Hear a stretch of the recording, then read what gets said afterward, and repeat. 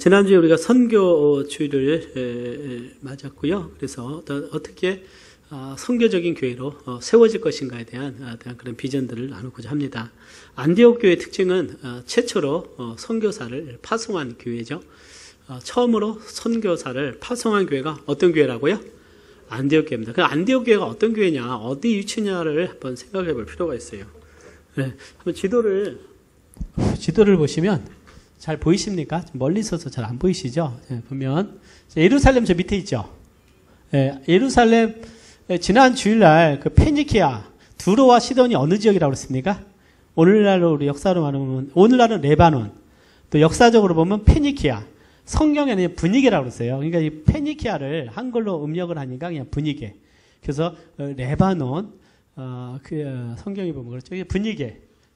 좀 더 구브로라고 썼는데 오늘날로 보면 사이프러스예요. 따라서 해볼까요? 사이프러스.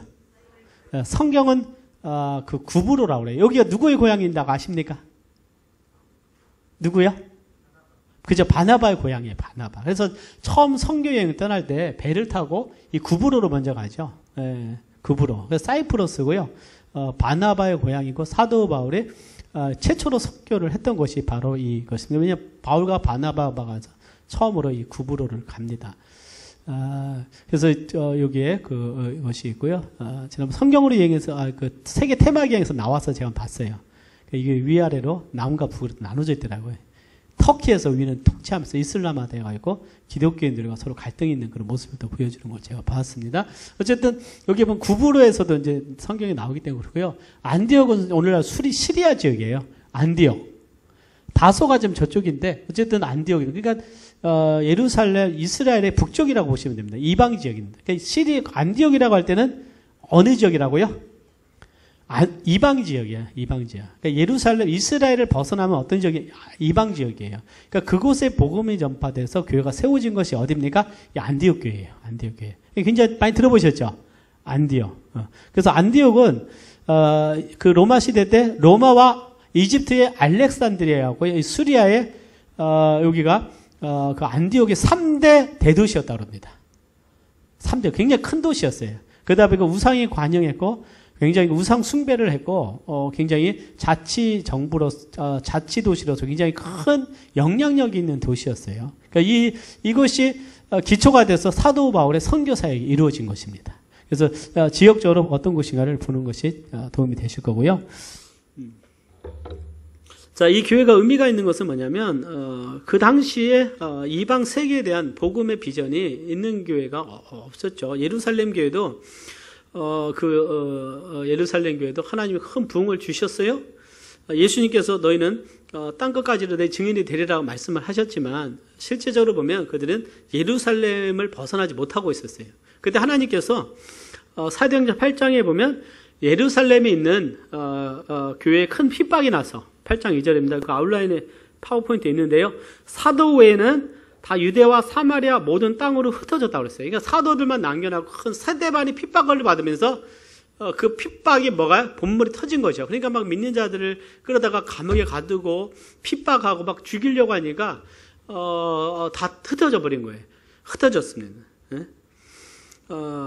그런데 8장 4절에 보면 그 흩어진 사람들이 두루다니며 뭘 전해다 그랬습니까?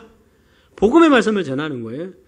그래서 빌립은 사마리아에 가서 복음을 전하면서 계속 아까 말씀대로 사마리아, 예루살렘 위쪽이 사마리아잖아요. 사마리아로 가고 쭉 올라가면서 결국 계속 핍박을 하게 되니까 사도 바울은 누구를 핍박을 하겠습니까? 어느 도시를요?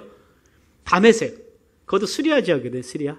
그러니까 다마스커스, 다메섹에서도 핍박을 하고 있었어요. 그러니까 계속 이 유대인들이 예루살렘에서 사람들이 가서 그리스도를 핍박하니까 크리스찬들은 점점 위로 올라가겠죠. 그래서 오늘 11장 보면 19절에 보면 때에 스데반의 일로 일어난 환란을 인하여 흩어진 자들이 어디예요? 베니게와 구브로와 안디옥까지. 아까 페니케아, 구브로는 어떻게 해요? 바나바의 고향 섬이죠. 안디옥까지 이르러 돌을 유대인에게 전했다. 그래서 그들이 흩어져서 뭘 전합니까? 복음을 전하는데, 근데 복음을 누구에게만 전했다 했어요? 유대인에게만 전해요. 유대인에게만. 그러니까 이 하나님의 은혜가 누구에게만 있다고 생각한 거예요? 유대인에게만 있고 이방인들은 부정하다고 생각을 했기 때문에 유대인하고 접촉하는 것을 극도로 어떻게 경계했어요. 그러니까 유대인들과 같이 먹으면 자기들이 부정한다. 그러니까 구약의 어떤 율법적인 개념을 가지고 그들은 매여 있었던 것이죠.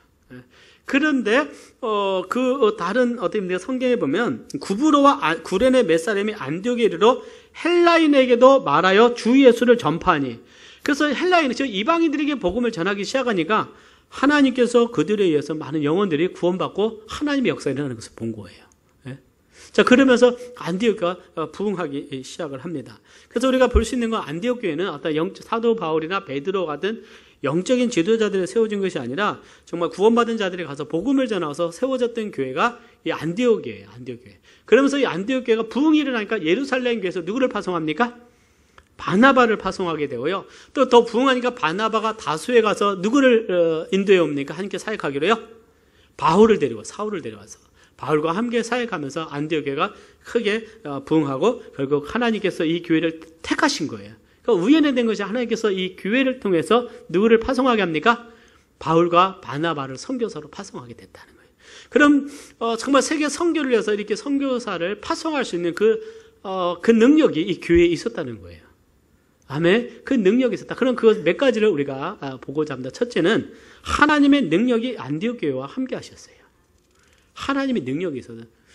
지난번에 박준현 전사님이 지난번 설교하실 때 정말 교회는 하나님의 능력이 있다는 그 말씀이 저희가 확 와닿았어요. 아마 여러분들이 말씀을 드리겠지만 각자 또 이렇게 듣는 하나님께서 말씀하시는 음성이 각자에게 다 틀리시겠지만 저에게는 참 그것이 마음에 와닿았어요. 왜냐하면 정말 교회에 하나님의 능력이 한다는 그 말씀이 제 마음에 확 와닿습니다. 여기도 마찬가지예요. 하나님의 손이 그들과 함께 했다고 그랬어요. 11장 21절 한번 같이 봉독해 보겠습니다. 시작. 그 중에 구브로와 구레네 몇 사람이 안디옥에 이르러 헬라인에게도 말하여 주 예수를 전파하니. 시작. 주의 손이, 큰 소리로 시작. 주의 손이 그들과 함께 하심에 수다한 사람이 믿고 주께 돌아오더라. 그래서. 그러니까 안디옥 교회는요, 하나님 앞에 쓰임받은 또 선교적인 교회로 쓰임받은 교회인데, 여기에 이렇게 보면 하나님의 손이 함께한 이유가 뭐냐면 그들이 복음을 전하라는 예수님의 명령에 순종을 했습니다. 믿으십니까? 왜냐하면 헬라인에게도, 즉 이방인인데도 주님께서 땅끝까지 이르러 예루살렘과 유대와 사마리아 땅끝까지 이르러 복음을 전하라고 했는데 그 말씀에 순종을 한 거예요.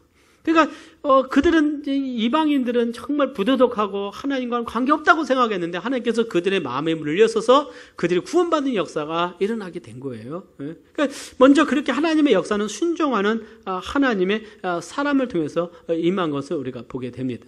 많은 사람들이 편견 속에 사로잡혔을 때 그들은 주님의 말씀을 따르고 있었어요. 주님의 말씀을 따를 때 주의 손이 그들과 함께 하셨다. 그러니까 그 안디옥 교회가 하나님 앞에서 이렇게 많은 영혼들이 더해지었던 비결은 안디옥 교회 지도자가 능력 있고 말씀을 잘 가르친 것이 아니라 누구의 손이 함께 한 겁니까? 하나님의 손이 함께 했다는 것이죠. 하나님의 손이. 이스라엘 백성들을 하나님께서 출애굽하신 것은 하나님이 그들과 함께 하신 거예요. 그러니까 주의 손이 함께 한다는 건요, 하나님이 능력으로 함께 한다는 어떤 상징적인 표현이, 하나님이 손이 있는 것은 아니죠. 그러나 어떻게 해요? 하나님께서 비유적인 표현으로 주의 손이 함께 한다. 주님이 함께 하신다. 능력으로 함께 하신다. 하나님이 승리를 주신다는 거예요. 그래서 성경에 보면 하나님이 함께 하신 축복이 굉장히 많이 나옵니다. 창세기에서 보면, 창세기 39장 2절에 보면 여호와께서 요셉과 함께 하시면 그가 형통한 자가 되어 그랬어요. 그러니까 하나님이 함께 하실 때 요셉이 어떤 자가 됩니까? 형통한 자가 되었어요. 하나님의 축복이 흘러넘칩니다. 모세가 여호수아에게 권면하면서 네가 어디를 가든지 두려워하지 말라. 왜냐하면 하나님이 함께 하신다 그랬어요. 마음을 강하게 하고 담대히 하며 놀라지 말라. 두려워 말며 놀라지 말라. 네가 어디를 가든지 내 하나님 여호와가 너와 함께 하느니라 하시니라 그랬어요. 사랑하는 여러분, 하나님이 여러분들과 함께 하실 때 여호수아와 함께 하신 것처럼 여러분들과 함께 하신 줄 믿습니다. 아멘. 그럼 얼마나 강하고 담대하겠어요? 그런데 한 가지 조건이 있어요. 하나님이 함께 하시는 조건이 뭐냐면 하나님의 말씀에 순종하라. 그래서 1장 8절에 보면 이 율법책을 내 입에서 떠나지 말게 하며 주야로 그것을 묵상하여 그 가운데 기록한 대로 다 지켜 행하라. 그리하면 내 길이 평탄하게 될 것이라. 내가 형통하리라. 하나님께서 형통케 하시고 하나님께서 길을 평탄케 하신다는 것이죠. 그러니까 우리의 삶 자체가 누구의 손에 있느냐? 하나님의 손에 있음을 믿으시기를 바랍니다. 우리 교회도 누구의 손에 있어요? 하나님의 손에 있다. 그러니까 우리가 할 일은 뭐냐면 하나님 말씀을 묵상하면서요, 하나님의 말씀을 지켜 행하고 하나님의 말씀대로 살아가는 거예요. 그래서 제가 항상 간증하지만 작년에 정말 하나님의 은혜가 저에게 있었던 것은, 저는 하나님 말씀을 묵상하고 연구하면서 하나님 말씀이 제 마음에 가득했어요. 그러니까 충만했어요. 그러니까 마음에 강하고 담대함이 있는 거예요. 아멘. 하나님의 말씀이에요. 내가 있을 때, 그리고 내가 하나님 말씀에 순종한다는 확신 속에 살아간다면요, 강하고 담대한 거예요. 그리고 우리는 하나님만 의지할 수 있는 것입니다.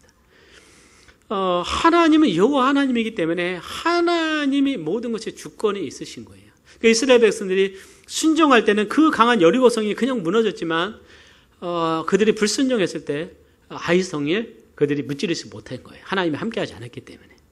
하나님이 함께하지 않았기 때문에. 하나님이 함께 하실 때는 아멜렉을 무찔렀습니다. 모세가 기도하면서요, 하나님이 함께 하실 때는 아멜렉을 쳐서 무찔렀는데, 하나님이 내가 너희 불순종으로 해서 믿음이 없기 때문에 내가 너와 함께 하지 않겠다 했을 때요, 이스라엘 백성들이 아말렉을 갔더니 아말렉 사내가 갈라한 사람이 치니까 이스라엘 백성은 패배하고 도망쳤어요. 똑같은 전쟁에서 하나님이 함께 하시냐 함께 하지 않느냐는 굉장한 차이가 있다는 거예요. 그러니까 우리의 삶에 하나님이 함께 하신다는 그런 은혜의 비결은 뭐냐? 우리가 하나님 말씀, 하나님이 삶의 주이시고 삶의 모든 것이 된다는 확신이 있어야 됩니다. 그래서 우리는요, 하나님의 말씀을 배워가야 돼요. 그러니까 피상적인 말씀이 아니라 깊이 있는 하나님의 말씀을 내가 알게 된다면 하나님이 역사 속에서 운행하시고요, 우리의 삶 속에 역사하시고 우리의 모든 그 삶 속에서 하나님이 나와 함께 하시고 나를 인도하신다는 확신이 있게 되는 것입니다. 예? 있게 되는 거예요. 예? 주일날 우리가 초청할 때도, 예? 정말 우리가 필요도 많이 있어요. 우리 필요도. 그러나 선교사님 교제 나누면서도 또 말씀 가운데 보울에 300만 원이면 교회 하나 짓습니다. 제가 같이 식사하면서 교제도 나누고 막 그런 은혜의 교제를 많이 나누거든요. 예? 담대히 선포해서, 예? 정말 그것을 할 사람 하나님께 헌신하십시오. 예? 두 분이 헌신하시는 거예요. 예? 물론 마음적으로 말씀 안 하셨지만 있는 분도 있을 거예요. 하나님께서 그런 순종하실 때, 순종할 때 하나님께서는 큰 은혜를 주시는 줄 믿습니다. 하나님을 기쁘시게 하는 그런 역사가 있을 때 하나님 우리와 함께 하시는 거예요. 그래서 사무엘하 5장 10절에 보면 만군의 하나님 여호와께서 함께 계시니 다윗이 점점 강성하여 갔다 그랬어요. 사울이 하나님과 함께 할 때는요, 막 강성해 갔는데 하나님이 사울이 불순종하니까 하나님의 영이 떠나가요. 그때 사울은 무너지게 되고 패배하게 됩니다. 다윗은 하나님이 함께 하시니 점점 승리하게 되는 거예요. 아멘. 승리하게 돼요. 근데 말씀의 불순종함을 통해서 그의 말로는 굉장히 고통 가운데 지내게 되죠. 그러니까 우리가 하나님 말씀에 순종할 때 하나님이 우리의 집을 굳게 세우는 줄 믿습니다. 오늘 이 말씀을 보면요, 안디옥 교회에 하나님의 손이 함께 했다는 것은 한번 보십시오. 오늘 하나님이 함께 하신다는 것은요, 주 예수 그리스도의 그 복음을 전파할 때 21절에 주의 손이 그들과 함께 하셨다고 그랬어요. 그랬더니 수다한 사람 믿고 주께 돌아오더라 그랬어요. 우리는 어떤 환경이 갖추어지면 우리가 복음을 전하려고 하고 하나님께 순종하려고 하는 것입니다. 그러나 우리가 순종할 때 하나님이 우리의 주의 손으로 능력으로 우리와 함께 하심을 믿으시기를 바랍니다. 그 이스라엘 백성들의 가장 큰 축복이 뭐냐면, 하나님이 이스라엘 광야에서요, 언약궤 가운데 성막 가운데 하나님이 임재하셔서 그들과 함께 하신 것이 이스라엘 백성들의 가장 큰 축복이었어요. 아멘. 그러나 그들이 그것을 나중에 알지 못하고 자신들이 힘을 키우는 거예요. 그래서 그들은 우리도 이방인처럼 왕이 있어야 되겠습니다. 왕을 요구해요. 하나님이 그들의 왕임에도 불구하고 우리는 누구와 같이? 가나안 민족과 같이, 다른 나라와 같이 왕이 있어서 우리를 다스리기 원했던 거예요. 그러면서 그들의 실패가 시작이 되는 겁니다. 사랑하는 여러분, 오늘 하나님께서 정말 우리와 함께 하시는 그 은혜를 생각하시고 우리가 하나님께 순종하는 역사가 우리에게도 있기를 원합니다. 그래서 우리 교회가 정말 선교적인 교회로 가는 그 길은 먼저 우리의 삶 속에 교회를 통해서 복음의 역사가 일어나야 될 줄 믿습니다. 복음 전도의 역사가 일어나야 되는 거예요. 그래서 복음을 전하는 것은 하나님에 대해서 순종하는 것이죠. 먼저 우리가 이곳에서 복음을 전하지 않고 영혼들을 사랑하지 않는데 어떻게 우리가 먼 나라의 영혼들을 위해서 헌신할 수 있겠어요? 그 영혼들을 사랑할 수 있겠습니까? 우리가 우리 주위에 있는 영혼들을 위해서 눈물로 기도하지 않는데 어떻게 멀리 보이지 않는 다른 나라의 영혼들을 위해서 내가 그렇게 할 수 있겠어요? 이 마음은 우리의 마음으로부터 흘러나와야 돼요. 뭐로부터요? 마음으로부터. 정말 영혼들에 대한 마음. 결국은 이 복음은 하나님의 영혼에 대한 마음인 것입니다. 아멘. 하나님의 마음인 것이죠. 우리 교회의 가장 기쁜 잔치는 언제냐면 한 영혼이 구원받고 주님께 돌아올 때 가장 기뻐요. 벌써 예배 드릴 때요. 새로운 영혼들 두세 사람에서도 예배 분위기가 틀려져요. 이것은 여러분들 우리가 좋은 것이 아니라 우리 안에는 주님이 기뻐하시는 거예요. 이번에 선교 주일에도 우리 안에 계신 주님이 기뻐하셔서 어린아이 모두가 기뻐하는 거예요. 기뻐하는 거. 기뻐하는 것입니다. 그래서 저는 성도님들 부담 안 드리려고 그냥 식사하실 분 성교 얘기도 안 했어요. 너무 아쉬워서 그냥 보낼 수 있냐. 우리가 밥이라도 사자 해서 또 우리 사람들 가져가 몇 분들이 모여서 또 식사 대접해서 따뜻하게 보내드리고 그것이 마음에 은혜가 있기 때문에 사랑이 있기 때문에 우리 영혼이 교회가 가장 기뻐할 때는 영혼들이 돌아와 구원받고 침례에 순종할 때예요. 침례에 순종할 때. 지난번에 침례에 순종하니까 성도님들 너무 좋아하시더라고요. 아멘. 침례에 순종할 때 하나님께서 기뻐하시는 거예요. 오늘 우리가 정말 영혼들을 사랑하는 마음이 있기를 바랍니다. 그래서 우리는 더 무너질 때가 있어요. 순종하지 못할 때가 있어요. 그래서 올해는 정말 주중 아울리치, 월 아울리치 계획을 짜서 주중에 우리 또 복음을 전하고 우리는 그냥 교회를 나오라는 것이 아니에요. 우리는 가서 뭘 전합니까? 복음을 전해요. 복음을 전해요. 복음을 전합니다. 예수 그리스도의 보혈의 복음을 전해서 믿고 구원받도록 그런 역사를 우리가 이럴 때 주님이 그때 함께 하시는 겁니다. 주님이 함께 하세요.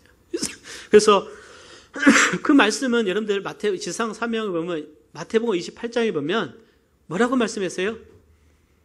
주께서 너는 모든 족속으로 제자를 삼아 아버지와 아들과 성령의 이름으로 침례를 주고 내가 너에게 분부한 모든 것을 가르쳐 뭐해라? 지키게 하라. 그 다음에 주님 마지막으로 하신 말씀이 무엇입니까? 볼지어다 보라 세상 끝날까지 너희가 너희와 항상 함께 하리라. 함께 한다고 그랬어요. 그 함께 한다는 의미가 엄청난 말씀이에요. 그래서 함께 한다. 복음을 전하고 그들을 제자 삼는 가르치는 제자 사역을 할 때요. 엄청난 하나님의 함께 하시는 예수 그리스도 함께 하시는 은혜가 이 예배를 통해서 일어나게 되고요. 그러면 여러분들 성령 충만하고 하나님께서 우리의 모든 삶 가운데 은혜와 복을 주시는 줄 믿습니다. 그래서 우리는 이제는 뛰어넘어야 돼요. 아멘. 영혼 복음 전하면 나는 부끄럽습니다. 내 은사는 아닙니다. 그것이 아니다. 모두가 힘을 합히기를 원합니다. 교회는 본질적으로는 주님의 일을 하는 곳이 교회입니다. 그래서 저는 기뻐요. 이제는 교회가 어떤 그런 것들이 힘을 얻고 동력을 얻는다. 아멘. 동력을 얻는다. 한 가지 안타까운 소리 성도님들이 너무 바쁘세요. 인간적으로 이해를 합니다. 그렇기 때문에 내가 직장에서도 전도할 수 있잖아요. 아멘. 내 가족을 초청할 수 있고 영혼을 위해서 우리가 달려가자. 두 번째, 하나님의 은혜가 안디옥 교회에 가득했어요. 자, 안디옥 교회가 선교적인 교회가 될 수 있었던 건 첫째, 하나님의 손이 함께 했습니다. 근데 하나님의 손이 그들이 복음을 전하기 시작할 때 하나님이 손이 함께해서 수다한 사람 믿고 죽게도 돌아왔다고 그랬어요. 두 번째는 하나님의 은혜가 있다. 자, 바나바가 예루살렘에서 안디옥 교회가 막 영혼들이 역사하고 이방인들도 구원받는 소식을 듣고 이제 파송을 해서 보내버려요. 안디옥 교회 와보니까 자 11장 24절 같이 봉독합니다. 시작. 저가 이르러 하나님의 은혜를 보고 기뻐하여 모든 사람에게 굳은 마음으로 주께 붙어있으라 권하니. 하나님의 뭘 봤다고 그랬어요? 은혜를 보았어요. 하나님의. 여러분들 때는 우리 교회에 하나님의 은혜가 있음을 보십니까? 안 보십니까? 보시죠? 항상 주일마다 하나님의 은혜를 보지 않습니까? 하나님의 은혜가 있어서 우리 마음에 충만하면 들어가시는 거예요. 지난주에도 하나님의 은혜가 있었어요. 자, 그러면 안디옥 교회에 임했던 하나님의 은혜가 뭐냐? 먼저는 아까 말씀드린 대로 하나님의 권능으로 하나님 오직 성령의 너희가 임하시면 내가 권능을 받아 예루살렘과 유대와 사마리아와 땅끝까지 내 증인이 되리라 하셨는데 하나님의 권능으로 충만한 역사가 일어나는 거예요. 안에 그래서 구원의 역사가 일어난 줄 믿습니다.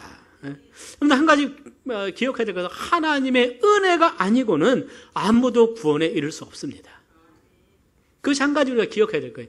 우리가 전하는 말, 우리가 전하는 우리의 말이나 우리의 지혜로는 특별히 우리가 아무리 복음을 전해도요, 성령께서 그를 깨닫게 하시고 성령께서 그를 구원하지 않으면 될 수가 없는 거예요. 될 수가, 단지 하나님이 우리를 통해서 사용하신다는 것입니다. 아멘. 우리를 사용하실 뿐이지 우리가 할 수 있는 것은 아무것도 없어요. 우리가 이 교회를 세운다고 생각하지만 주님이 이 교회를 세우신 줄 믿습니다. 아멘. 우리는 하나님의 손에 쓰임받는 통로가 되는 거예요. 우리가 세운다고 생각할 때부터 우리가 드러나기 시작하면 이것이 바로 교만의 시작이 되는 거예요. 그래서 우리는 철저하게 주님께 순종해야 돼요. 교회가 가장 잘하는 것은 성경대로 순종하라. 말씀에 순종하고 영적인 원리와 영적인 질서에 순종하면서 하나님이 기뻐하시는 일에 순종하면 어떻게 되는 거예요? 하나님이 이 교회를 든든히 세워가세요. 든든히 세워가십니다. 든든히 세워가시는 거예요. 그래서 여러분들 우리가 기억해야 될 것이에요. 예루살렘 교회의 부흥은 성령의 역사였지 베드로 얼마나 그가 나중에 크게 쓰임받았지만 연약한 자였어요. 결정적일 때 주님을 부인했던 자입니다. 주님의 은혜가 아니면요, 성령의 도우심이 아니면 우리는 아무것도 할 수 없어요.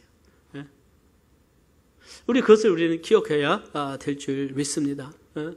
그래서 제가 아무리 설교 준비를 잘 해놓고 뭔가 많이 한다 할지라도 성령께서 역사하시지 않으면 아무런 변화가 일어날 수 없어요. 그래서 주님을 의지하는 건 성령님께서 하시도록. 성령님께서 역사하시도록. 성령께서 우리의 마음에 깨달음을 주시고 우리에게 변화를 주시고 우리에게 회복을 주시고 영적인 눈이 맑아지도록 성령이 일하시도록 그것은 기도밖에 없는 거예요. 그래서 교회가 기도할 때 하나님이 역사하시는 줄 믿습니다. 지난주에 저는 좋은 교훈이 은혜가 뭐예요? 우리 교회가 일주일간 정말 특별히 기도할 때 하나님이 역사하시는 거예요. 아멘. 그래서 여러분들 우리는 가능하면 금요일 날 오셔서 함께 기도로 동참하시기를 바랍니다. 내가 하나님께 기도했으면 내 기도가 이 교회의 부흥을 가져오고 하나님의 은혜를 가져오고 하나님이 일하시는 거예요. 하나님이 일하시는 거예요. 때로는 하나님이 우리에게 큰 부흥을 주시고 고난도 허락하시고 시련도 허락하시고 하나님이 허락하시면 때로는 우리에게 어떻게 고난을 통해서 더 큰 은혜를 주시기 위함인 것을 우리는 알아야 될 줄 믿습니다. 예루살렘에 큰 핍박이 와서 스데반도 순교를 했고 그 고난을 당하고 그 도망갈 때 그들은 집을 다 놔두고 밭 놔두고 그냥 어떻게 몸만 챙겨서 가족들과 떠나가야 됐잖아요. 그러지 않을까요? 집하고가 시간이 어디 있을까? 핍박이 일어났는데. 그러나 하나님은 그것을 통해서 그들에게 또 새로운 복음의 역사를 일으키시고 교회를 세워가는 그런 역사들이 있는 것들을 우리가 보게 됩니다. 안디옥 교회만 또 하나님의 교회는 은혜는 뭐냐? 많은 영혼들이 하나님께로 돌아오면서 그곳에 이방인들이 있었고 유대인들이 있었어요. 그런데요, 특별히 안디옥 교회가 하나님께 쓰임받을 수 있던 미기는 뭐냐? 자, 이방인과 유대인들은 함께 식사하면 부정하게 여겼어요. 심지어는 사마리아인과도 같이 식사하거나 만지면 부정하게 여기기 때문에 그들의 어떤 종교적 부분이 굉장히 컸어요. 그래서 예수님은 이제는 주님 안에서 모두 하나가 되어 계신 줄 믿습니다. 그래서 이 안디옥 교회는 성령의 은혜로 말미암아 이방인과 유대인들이 함께 예배드리고 함께 뭐예요? 떡을 떼면서 규제를 나누는 그 은혜가 그들 가운데 있었어요. 즉 교회가 온전한 연합을 이루고 있었습니다. 이것이 바로 그 교회에 임한 하나님의 은혜였어요, 여러분들. 이것은 여러분들 그 1세기 때 이 초대교회의 패러다임으로는 굉장한 거예요. 왜냐하면 여러분들 그 후에 보면 사도 바울이 어떻게 합니까? 사도 베드로가 가이사랴 누구죠? 가이사랴 고넬료를 구원할 때 그 하나님 어떻게 먹으라고 해도 내가 먹을 수 없다. 부정한 것은 먹을 수 없다. 그 매여 있었거든요, 율법에. 매여 있었던 하나님이 정하게 한 것을 내가 부정하게 하지 말라. 그래서 이방인과 유대인들의 벽을 깨심을 하나님 말씀하시고 안디옥에서는 그런 주님 안에서 교제가 일어났던 걸 보게 돼요. 근데 그 당시에 베드로와 바나바가 그 안디옥 교회에 있었는데 유대인들이 오니까 그들이 외식해서 그 자리를 피해서 도망간 거예요. 왜요? 그들이 이거 먹으면은 저쪽 가더니 안디옥 가더니 우리 형제 베드로가 배교를 했습니다라고 어떻게 그들의 패러다임은 그렇게 보고 뭐 할 줄 알았어요? 자기에 대해서 정죄할 걸 알았기 때문에 도망가 버려서 사도 바울이 아주 책망을 강하게 누구를요? 베드로를 책망하면서 네가 외시겠다. 보고만 해서 우리가 율법이 아니라 예수를 통해서 구원을 받고 우리가 하나님의 은혜를 누리고 있는데 왜 율법으로 사람들을 구원시키려고 하느냐 하면서 오히려 책망하면서 그 당시에 그만큼 이 굉장한 어때요? 영적인 벽이 컸다는 거예요. 그러나 그것을 허물고 그리스도 안에서 하나 되는 은혜가 안디옥 교회에 있었음을 보여주고 있는 것입니다.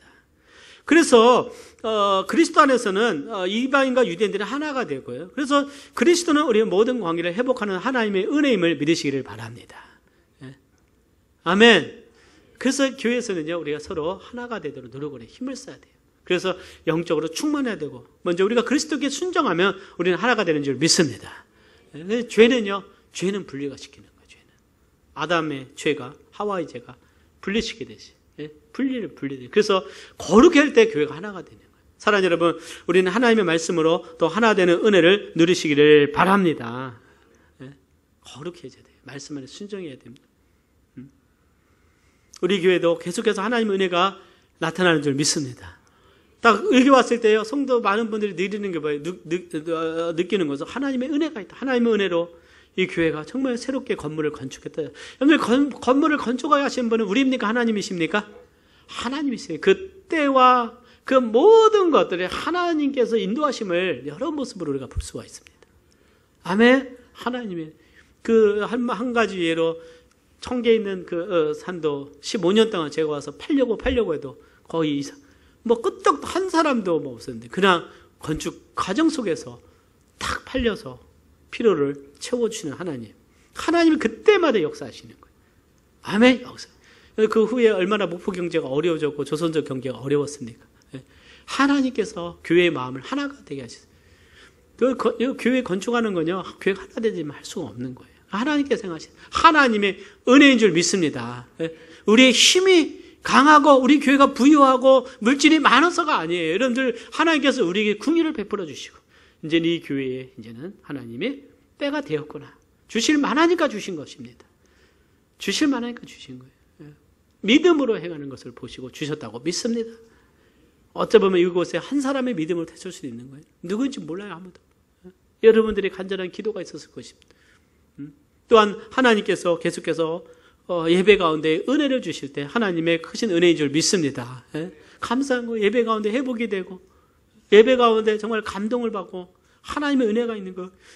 또 식사에 교제 나누고 교회 예배 후에 성도님들이 서로 카페에서 사랑의 교제를 나누고 서로 은혜가 있는 거예요. 은혜가 있는 겁니다. 때는 고난도 찾아옵니다. 사람이 있는 곳에 왜 고난이 없겠어요. 그러나 그 가운데도 하나님의 은혜가 있고 하나님의 함께 하심을 여러분들 느끼시기를 바라고, 그리고 분명한 것은 뭐냐면 하나님은 나를 사랑하신다. 하나님은 나에게 은혜의 하나님이시다라는 분명 확신이 있으시기를 바랍니다. 하나님이 내 안에 거하시잖아요. 성령님이 내 안에 우리에게 권능이 있다. 그래서 우리는 세상을 이길 수 있는 권능이 나에게 있는 거예요. 내가 스스로 무너질 뿐이지. 여러분들 담대하시기를 바라고, 나는 하나님이 나를 사랑하셔 나에게 은혜를 베푸신다. 그렇기 때문에 우리는 더 하나님을 사랑해야 될 줄 믿습니다. 하나님을 사랑하는 거예요. 그래서 하나님의 은혜가 흘러넘쳐서, 그래서 정말 하나님의 은혜가 가득한 교회가 되기를 원해요. 그래서 여러분들 올해는 더 많은 기도와 말씀의 삶을 사시기를 부탁드립니다. 내가 기도할 때 나를 통해서 하나님의 은혜가 우리 지체 가운데 흘러가지 않겠어요?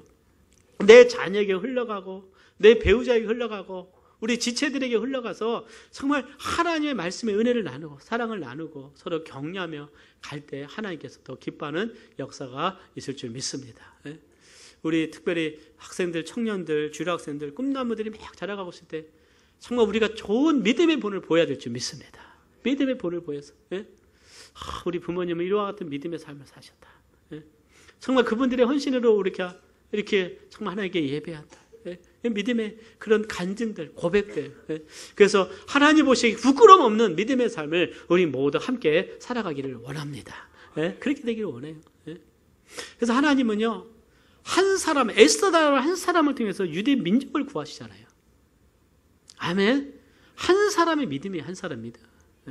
그래서 우리는 주의를 돌아보고 한 사람의 믿음, 한 사람을 통해서 하나님이 위대한 역사를 이루시는 것을 우리가 보게 됩니다. 그래서 우리 하나님의 그 위대하신 능력을 정말 우리는 고백하고 그분을 경배하면서 그분의 이름을 높이고 하나님을 경외하며 우리는 낮게 무릎 꿇고 그분의 이름을 높이고 주여, 우리가 낮아질수록 하나님의 은혜가 더 나타난다고 믿습니다. 세 번째는요, 우리가 선교적인 교회를 세워주기 위해서는 하나님의 말씀을 배우며 주님을 닮아가야 된다. 자, 하나님의 능력이 함께 있어요. 복음을 전할 때. 그 다음에 하나님의 은혜가 있어서 서로 교제를 나눌 때 하나님의 은혜가 있어요. 그 다음에 말씀을 배울 때 주님을 닮아가는 은혜가 있는 것입니다. 여러분들, 교회는 누구의 교회입니까? 교회는요, 여러분들 그리스도의 몸이에요. 우리는 몸입니다. 자, 교회는 이 건물이 아니고 조직이 아니에요. 물론 조직적인 측면도 있어요. 그러나 본질은 뭐냐? 살아있는 유기체입니다. 그러니까 교회는요, 살아있어요. 생명력이 있습니다. 이 생명은 누구냐? 예수님의 생명이에요. 그래서 모두가 서로 연결되기 때문에 그 예수님의 생명이 우리가 주님의 뜻을 행하고 주님을 기쁘시게 하면 이 생명이 어떻게 말씀 안에 자라가는 겁니다. 그래서 이 생명이 자라가는 비결은 뭐냐? 하나님의 말씀 안에서 자라가야 됩니다. 말씀 안에서 자라가야 될 줄 믿습니다. 말씀 안에서. 그래서 이 안디옥 교회가 가장 큰 특징은 뭐냐면 정말 탁월한 그 스승을 뒀어요. 그 스승이 누구냐? 바울이에요. 바나바가 가장 잘한 사역은 뭐냐면 그가 처음에 가서 이 교회에 엄청난 하나님의 능력이 임하고 은혜가 임하는 것을 보고 자기 혼자는 감당할 수 없음을 알고 다소에 가서 그가 자기가 정말 하나님의 사람으로 이제 열심히 복음 전에 핍박나니까 사도 바울이 다소에 가서 은둔 생활을 했어요. 물론 그곳에도 복음을 전했겠지만 역사의 뒤안으로 사라지게 됩니다. 근데 다소에 가서 찾아서 사도 바울을 데리고 와서 안디옥에서 사역의 현장에서 다시 세운 자가 이 바나바예요. 바나바. 그래서 여러분들 그 11장 26절에 보면 이런 말씀 있죠.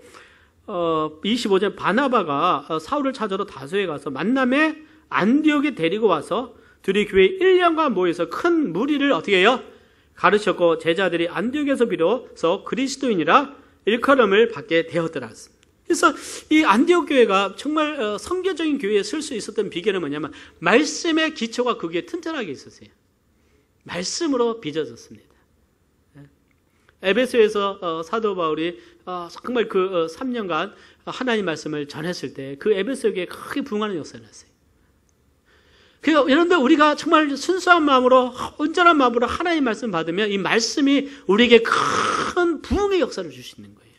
그런데 우리의 자아들, 우리의 교만함들, 보이지 않는 우리의 어떤 편견들이 이 말씀의 능력을 제한하기 때문에 하나님이 역사하실 수 없는 겁니다. 그러니까 하나님은요 그냥 어떻게 일하고 싶어 하세요. 믿으십니까?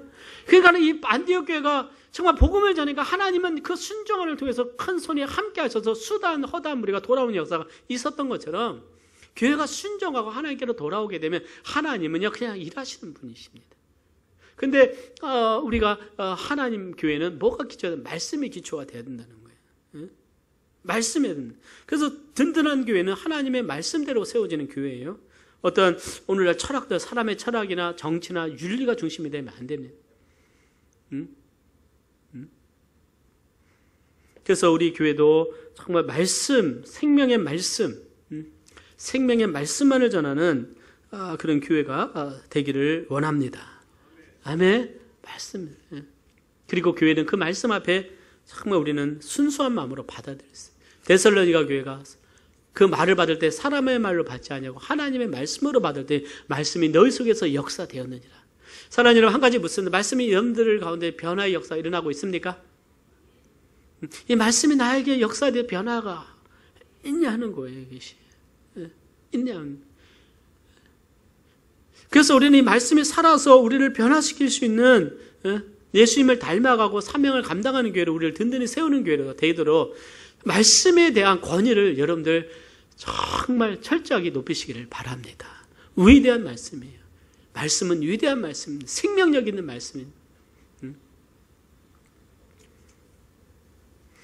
그래서 안디옥 교회가 선교적인 교회로 부흥하게 된 비결은 사울이 와서 안디옥에서 1년간 가르쳤어요. 그랬더니 그들이 예수님을 닮아가는 거예요. 그래서 제자들이 비로소 그리스도인이라 일컬음을 받았다. 그래서 그리스도인이라고 처음 불리운 곳이 어디입니까? 바로 안디옥이에요, 안디옥.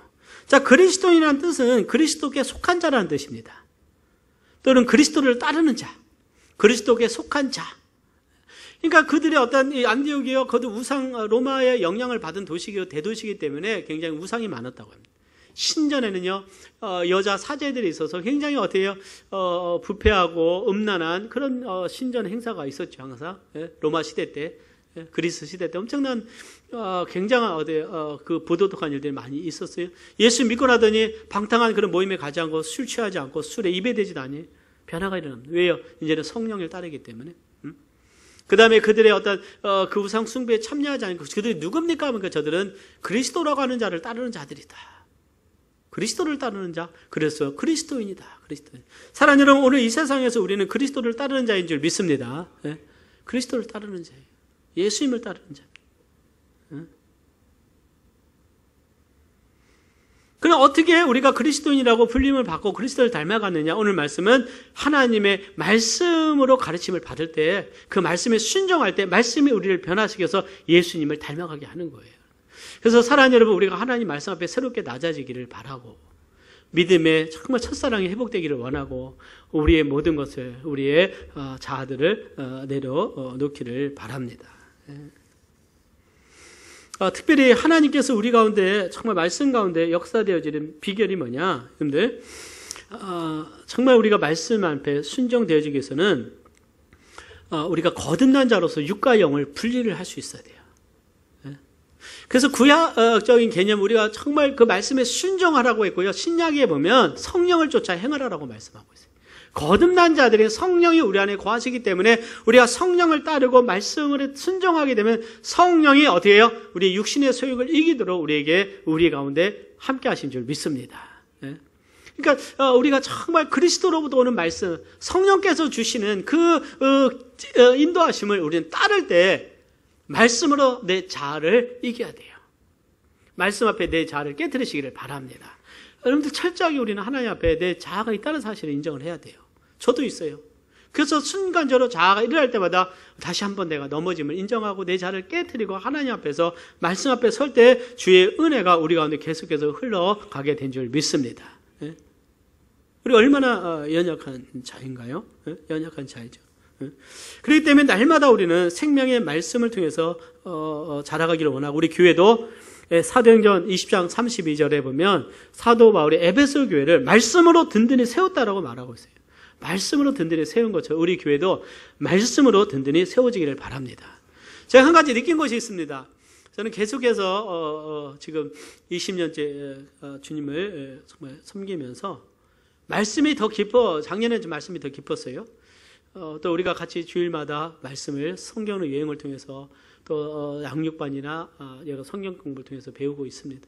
새신자들은 처음에 예수님의 구원받고 말씀의 양육을 받으면 말씀 안에 변화가 일어나게 돼요.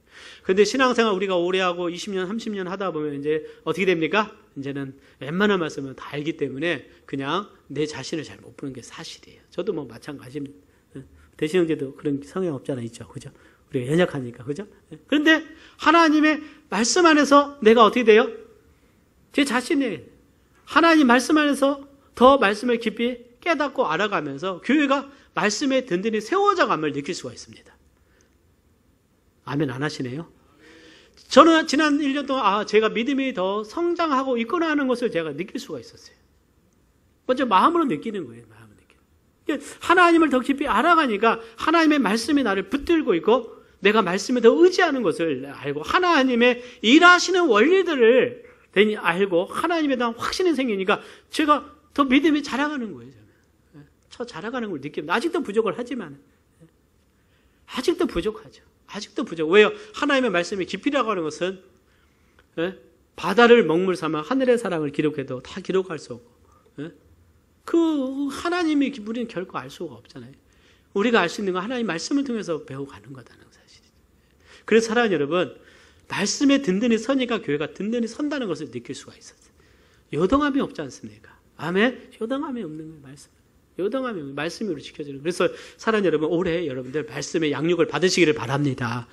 말씀 안에 있으면 요동함이 없어요. 물론 항상 세상은 우리를 공격해요. 사탄이 우리를 공격합니다.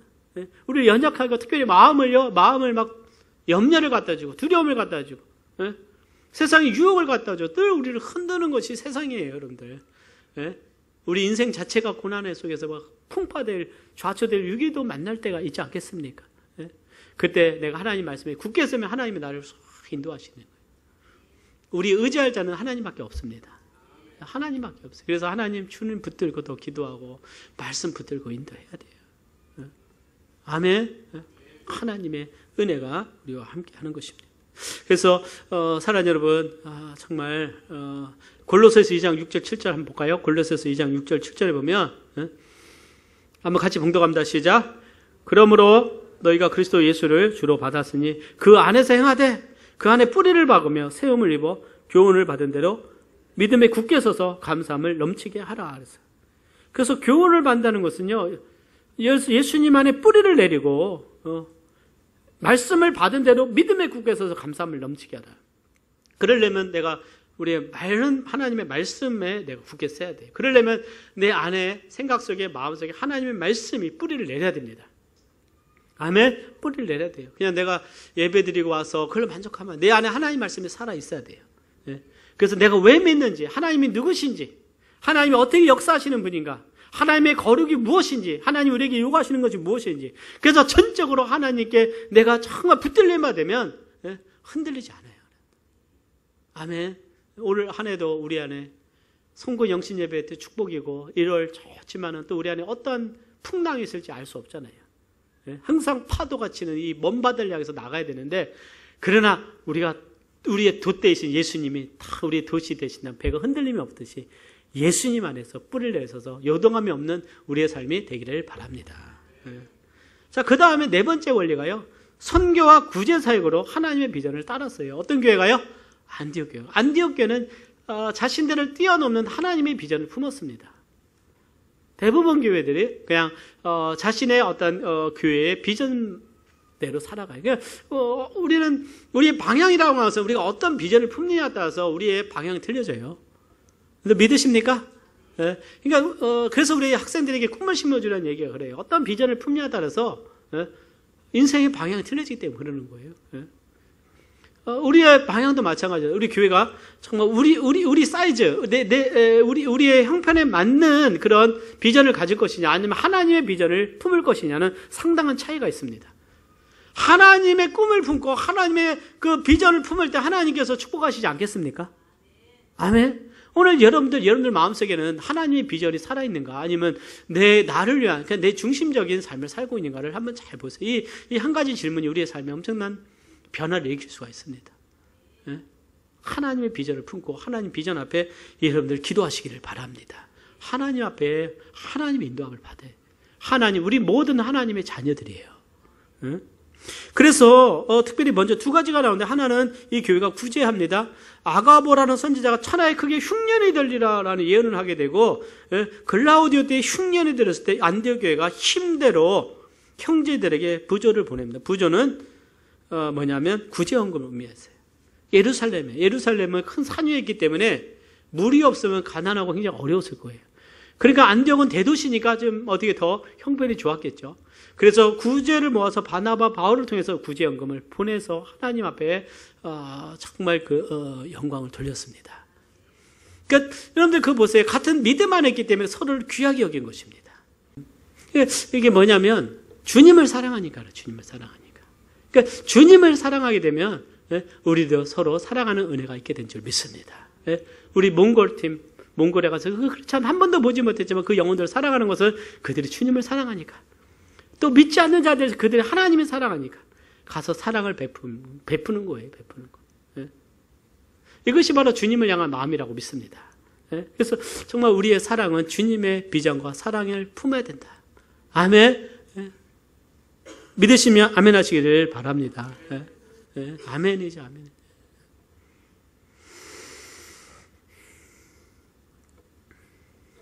그리고 사도행전 13장에 보면 이제 결국은 하나님께서 이 교회에 쓰실 때 어떻게 합니까? 안디옥에서 성령의 인도하심을 따라 바나바, 바울을 어떻게 따로 구별해 세우고 파송하게, 안수하고 보냈다. 선교사로 파송하게. 최초로 보냄을 받은 선교사가 누굽니까? 바울이에요. 이방인을 위해서 부름을 받았습니다. 하나님이 이방인을 위해서 부름을 주셨기 때문에 바울은 어떻게 하는 거예요? 하나님이 보내신 대로 누구를 사용하셨습니까? 어떤 교회를요? 안디옥 교회를 사용하신 거예요. 그 안디옥 교회가 그 위대한 사역에 쓰임받은 건 성령님의 음성을 들었다. 하나님의 인도함을 받았기 때문에 위대한 교회가 될 수 있었어요. 하나님이 말씀하실 때 그 음성에 들으면 순종하면 하나님께서 우리 교회 위대한 교회를 사용하시고, 여러분들 하나님이 위대한 사람, 물론 역사의 이름이 남지 않을 거예요. 그러나 하나님 앞에서 존귀한 자로 하나님께서 사용하실 줄 믿습니다. 그래서 하나님이 말씀하실 때는요, 또는 우리가 전혀 생각하지 못했던 새로운 방을 인도하실 수 있는 거예요. 그렇기 때문에 여러분들 정말 성령님의 인도함을 받아야지 어떤 우리의 형편을 따지고 우리의 환경을 따지면서 우리가 결론을 내는 것이 아니라 하나님이 인도하실 때는 그 모든 것에 대해서 하나님께서는 다 예비하세요. 순종만 하라. 내가 너와 함께 하고요. 염려할 필요가 없습니다. 그래서 여러분들 주님의 나라를 구하세요. 여러분들 가정 하나님이 다 공급하신 줄 믿습니다. 아멘. 정말 하나님의 나라를 먼저 구하세요. 저는 제 부모님을 통해서도 받고 저를 통해서도 받고, 하나님이 일하십니다. 하나님. 그러나 현실은 정말 염려하게 만드는 건 사실이에요. 중요한 것은 뭐냐면 이 시대에 우리는 하나님 오시기 전에 쓰임받는 자가 되자. 그래서 복음 전도자로, 그리고 하나님 앞에 정말 교제에 힘쓰고 또 구제와 전도 사역에, 선교 사역에 힘쓸 때 하나님이 우리를 목포성서 침례교회를 위대한 선교 교회로 하나님이 축복하실 줄 믿습니다. 그럴 때 교회가 힘 있는 교회가 돼요. 이상호 목사님도 선교하는 교회가 뜨거운 교회다. 뜨거운 교회다. 아멘. 뜨거운 교회. 그래서 그러나 그 선교가 어디서도 빛을 발해야 돼요? 안디옥 교회처럼 우리 주위에부터 복음을 전하면서, 이제는 올해는 우리가 주의 일을 하는 교회가 되기를 원합니다. 주님의 일을 합시다. 우리가 주님의 일을 하면 주님은 누구의 일을 해주세요? 우리의 일을 해주십니다. 아멘. 주님이 우리 일을 해주시는 거예요. 그래서 사랑하는 여러분, 감사하고 하나님께서 올해 더 축복하실 줄 믿습니다. 다 같이 기도하겠습니다.